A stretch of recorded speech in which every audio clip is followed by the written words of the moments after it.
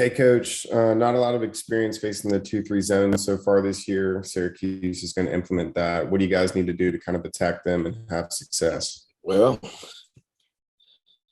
we just gonna get to the game and see what happens. I mean, we've been shown some few teams that we played have shown us a 2-3 zone, and we've been had a chance to go against it a few times, but nothing like 40-minute game. I mean, I've experienced 2-3 zones in the pros, but that's totally different because again, you can't sit in the lane on the backside. You got 2.9, and then you got to get out.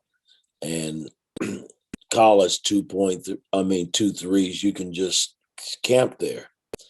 And so we've seen it a few times since we've been together as a ball club, and we've gone against each other in practice. But again, until you get in the ball game, that a team does it for 40 minutes, it's I know we got to make shots. I know we got to make some plays inside with the basketball. So only time will tell. We just got to wait until we get to the game and see where we are with it. Alex.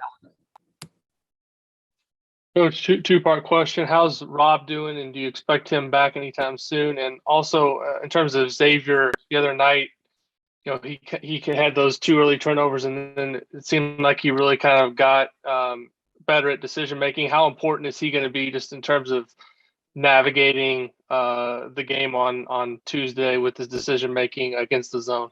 Well, again, Rob went a little bit yesterday. I don't know where he is right now in terms of playing tomorrow. We'll practice at 1:00 today, and so I'll get a feel of how he felt after yesterday, and even if he can go today. So I won't know that until I get to practice. But for Xavier, I thought he played well. I mean, again, we all learning, man.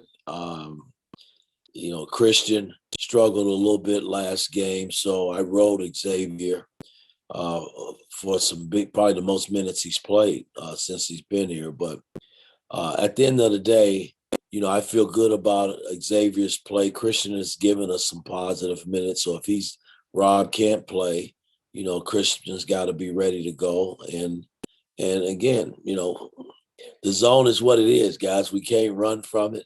I've always looked at zones, when I played, I licked my chops when I saw zones, because again, we always felt when we played here and we went through zones, teams zoned us because they couldn't play man to man. I don't know if that's the case, but this is Behan's way of coaching, and he's done it for years. And it's what it is. We just got to go down and I think we'll be ready to play and see what happens. Zach. Mike, I guess kind of as you examine the way Trace responded Saturday, and then maybe the way his teammates responded as Marshall had to shift more to him, are you happy with, I guess, almost sort of the learning on the fly a little bit in terms of maybe being surprised by a game plan that isn't conventional in terms of not doubling Trace, but then also adjusting as Marshall had to adjust to be able to take advantage of the holes that opened up as they did start to feel like they had to trap him more? Well, again, I mean, I go into every game with Trace knowing that he's going to get trapped. I mean, he's our best player. He's our best low post player. So we try to design things knowing he's going to get trapped from different spots on the floor. It's just a part of it. So, when they didn't trap early, hey, I just utilized him. I mean, if they're not going to trap him, I didn't think nobody on the floor could guard him on the block. So we just kept, spoon feeding and giving him the ball. And then when they decided to start, they started trapping a little bit right before the half. And he beat a couple of the traps with quick moves before it actually, got him, trapped tight in there. And then, the second half, they started trapping some, and, there were holes all over the place because, I mean, he made some passes out of the trap, across court, up top, back out to the guy that passed the ball into him. So, I mean, he's learning to read because, again, we go through practice sometimes where I have the second unit have to, you got to trap him. So just to see how he fares in traps and can he find open people that are open or can he make plays before the trap actually gets there? And he did a lot of that in the Marshall game. I thought he did it all. So, I mean, hey, it's what it is. He's going to get trapped. We can't run from that. He's got to be able to make plays, when he's trapped and try to beat the trap out, obviously, before it gets there. So I was pleased the way he played, and we benefited from his 43 points that he scored the other night. Tom Brew. Mike, I know you've mentioned several times about not seeing much of that Syracuse 2-3 on the pro level, but how does that dynamic work with your assistants and yourself in regards to preparation for this, in regards to what they've seen and done and what sort of feedback they provide for you? Well, again, they've gone against it. We've had an opportunity to watch, the Auburn game, the Colgate game.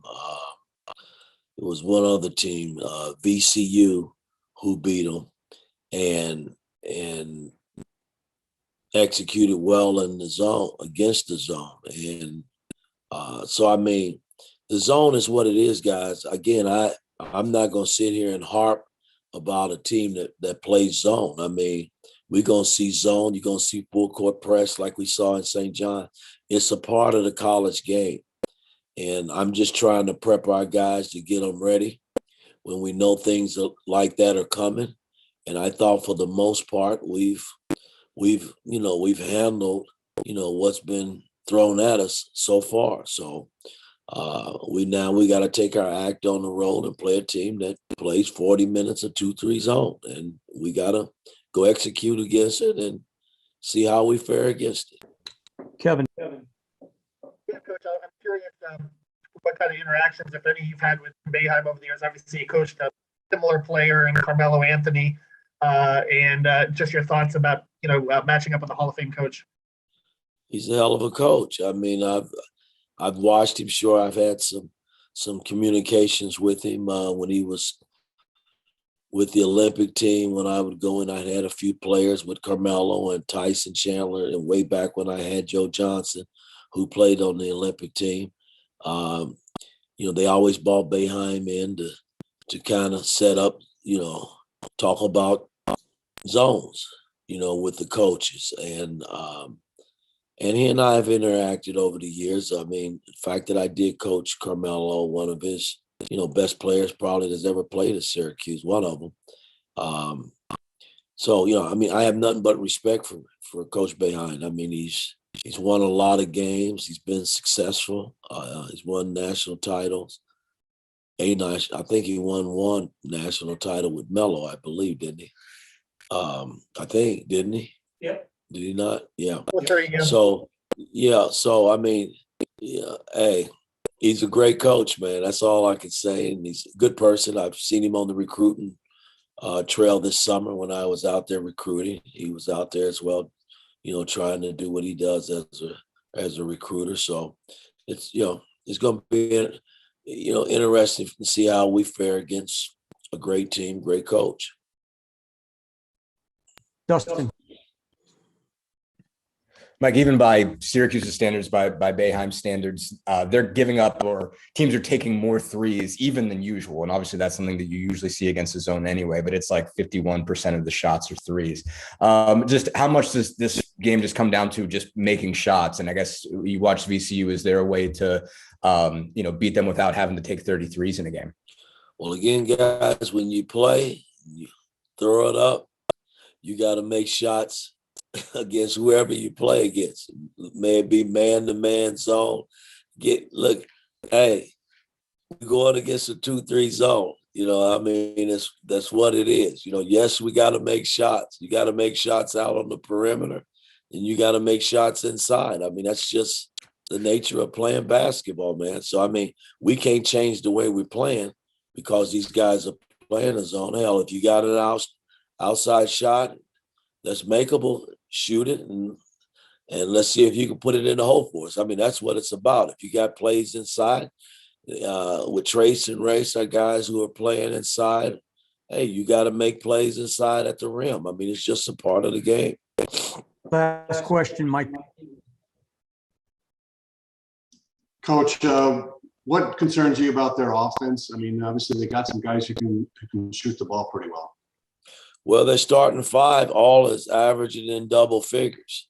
That's a concern. It's the first team that we faced that all five guys average in double figures. And the reason that is that they're only about 8 deep. You know, they only play 8 deep. And the other three off the bench don't, get the high volume shots as the starting five. So you're going to have to deal and know going into the game that starting five is going to play 30 plus minutes each guy, and all of them can score the basketball. So, we're going to have matchups all over the floor where you can't take, Tuesday off. I mean, everybody's got to come ready to play defensively from a man-to-man standpoint and be ready to help from a team standpoint defensively.